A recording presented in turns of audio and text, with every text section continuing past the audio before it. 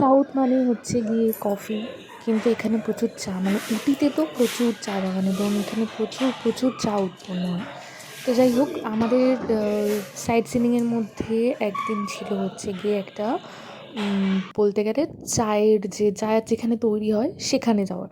তো সেখানে আমরা যাচ্ছিলাম, মানে খুঁজে খুঁজে খুঁজে খুঁজে অনেক ভিতরে, মানে সেই জঙ্গলের ভিতর দিয়ে এইসবগুলো থাকে। তো পাশ দিয়ে তো পুরো চা বাগান, দেখতেও খুব ভালো লাগছিলো, মানে পুরো উটিটাই হচ্ছে গিয়ে চা বাগানে ঘেরা একটা উটি। আর এই যে এত সুন্দর দৃশ্য লাগছিলো, পুরো আমাদের জার্নিটাতে আমাদের যে গাড়িটার সাথে ছিল সেটা হচ্ছে কিয়া, ভীষণ মানে কমফোর্টেবল আমরা জার্নি করেছি। মানে এত উপর নিচের এত মানে শুনশান রাস্তা দিয়ে যাওয়ার পরেও কিন্তু কোনো জার্নি অনুভব করার কিছুই হয়নি। তো যাই হোক, আমরা ফাইনালি পৌঁছে গেছিলাম, কিন্তু এই ফ্যাক্টরিতে যে শুধু চা তৈরি হয় তা কিন্তু নয়, এরা কিন্তু তৈরি করার সাথে সাথেও ওরা জানে যে প্রচুর মানুষ এখানে আসবে এবং মানুষরা যাতে এখান থেকে কেনে, ইভেন এদের অনলাইন সাইটও আছে। তো এখানে থেকে যাতে মানুষ কেনে, তাই জন্য এরা পুরো ডিটেলস ভীষণভাবে গাইড করে, এখানে অনেক গাইড আছে। তো এখানে চায়ের সাথে সাথে কিন্তু গোটা গরম মশলা আমরা যেটাকে বলি, কাজু কিশমিশ বা অনেক ধরনের মশলা আছে যেগুলো আমি চিনি না, এখান থেকে নাকি মশলার সবথেকে বেশি সোর্স যায় সব জায়গাতে, আমাদের পুরো ইন্ডিয়াতে। তো এখানে নাকি মশলার দামও কম, কিন্তু আমি মশলা কিনি না বলে আমি বুঝতেই পারছিলাম না তফাৎটা।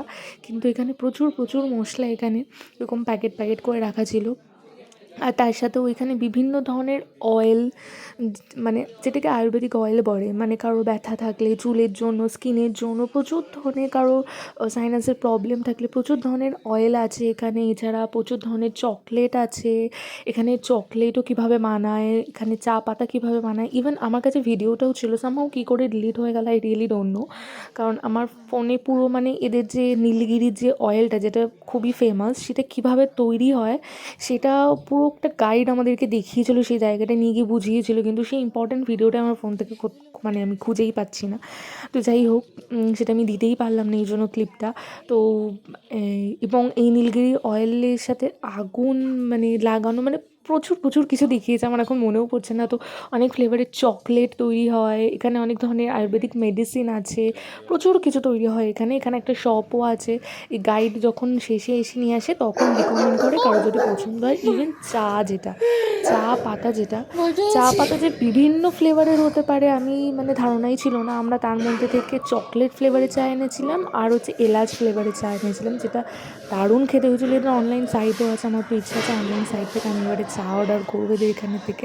মানে আমরা যেরকম টাটা গোল্ড বা এখানে খাই তার থেকে মানে ফার ডিফারেন্স এবং ভীষণ ভালো ফ্লেভার। এটা হচ্ছে সেই চা তৈরি করা জায়গাটা।